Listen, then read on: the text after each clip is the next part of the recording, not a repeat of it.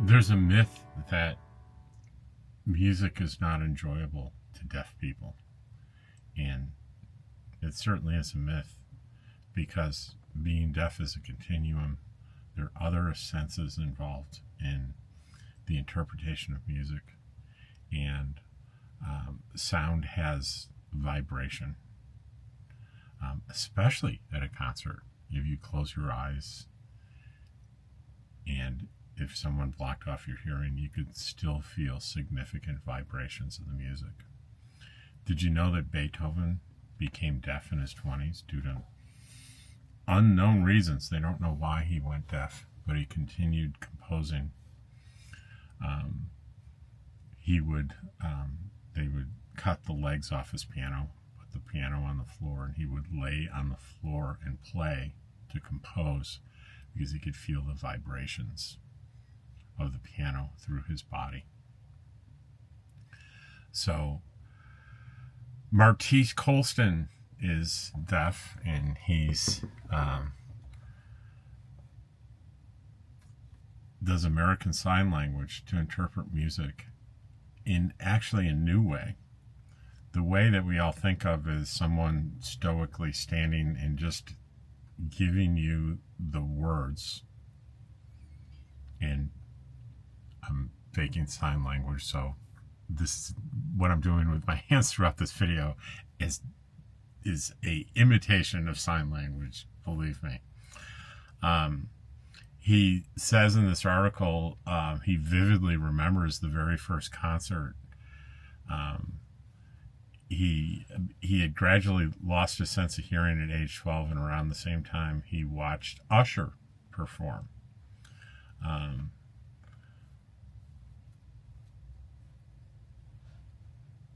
During that a 28-second guitar riff, Colston eagerly darted his eyes between Usher and there was an interpreter there that he found fascinating, waiting to see her movements. The woman basically shrugged, he says. I was sitting in the front row and I'm watching the interpreter right there playing tennis with my eyes. I see Usher like moving his mouth, but then I see the interpreter doing nothing. She just sits and points at the band, he recalls. I was like, what? Colston knew he could do a better job than that interpreter. In fact, he'd already been doing it for years. At family reunions and neighborhood block parties, he would listen to music pounding from the speakers. 98 Degrees, Back Boys. Later in his bedroom, he'd find lyrics in the corresponding CD case, poring over each word and translating them into sign language. While most kids performed plays in their living room, Colston's parents and sister acted as his audience to his American Sign Language renditions of I Want It That Way. I didn't realize that was actually called music interpreting. It was just something instilled in me.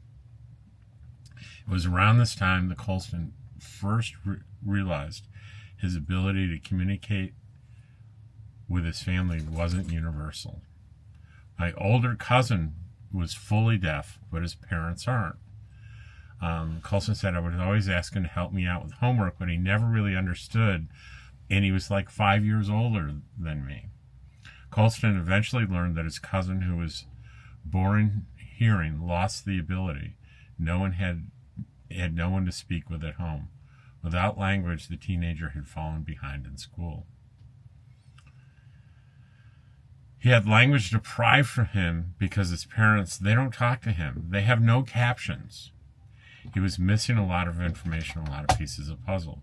According to Boston University, approximately 90 to 95% of deaf children are born to hearing parents. Many of whom don't speak sign language and will likely struggle to teach it to their children.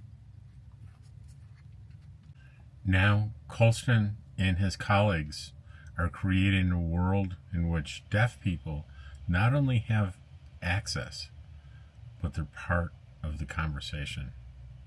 At a music festival, that means going beyond words. On Friday night at ACL, the Austin City Limits, October 4th, Julian Ortiz has traded his cowboy hat for a backwards black cap. Behind him, pink and blue smoke billows from the Miller Lite stage. He's been looking forward to this set of performance by electronic dance music artist Porter Robinson for weeks. Julian is another sign language interpreter. EDM is my life. It's my favorite because you can relate to the sound without words. Deep vibrations, right? Think deep vibrations. Porter Robinson's music has lyrics, but if it were honest, that's not why anyone is there in the crowd tonight. The mass of sweaty bodies is congregated for the pulsating bass, the spine-tingling frequencies, and the inevitable beat drop that comes with EDM. They are here to dance. It takes a lot to interpret. We interpret the beat. We don't just interpret a song. We do instruments, any sound, everything, says Ortiz. Even in songs with lyrics, American Sign Language demands more than just literal word-for-word translation of English. Take the song slang drip, for example. Many people will say drip like water or some type of liquid dripping. It's not what it means in this context. You know, it's really about, I got the fashion, look at my necklace, look at my earrings, look at my body, look at my clothes. That's drip. Ortiz uses American Sign Language called map marking. It's also known as content marking to embody the emotion of a song. In a typical American Sign Language setting, map marking can mean building context, adding imagery, or shifting the sequence of signs to convey a message. With EDM, various tactics are used to build the crescendo of a song. Like we show a crown circling his head with his fingers to show a heavy bass and a light bass. Then we use our hands to show the frequency of the sound. If any interpreters at ACL Fest were looking for a career change, they'd likely make great backup dancers. Rhythm, cultural competency, and a healthy dose of stage presence are all necessary attributes for the job. Colston and Ortiz both consider themselves lucky to have found a career that allows them to celebrate one of the universal joys of being human. This is what we're here for. We're trying to show the world what we can do to show them how do we provide the access. How do we live like this, says Ortiz. Most importantly, to answer a question that has gone long misunderstood. How do we love music even though we're deaf? And I know today's is a little bit long, and I hope you hung in there because I think it's worth it to gain an understanding, a little bit of understanding of what a deaf person's world may be like and how there are people like these two men that are opening up possibilities. I think it's a good positive news story. I'll see you tomorrow.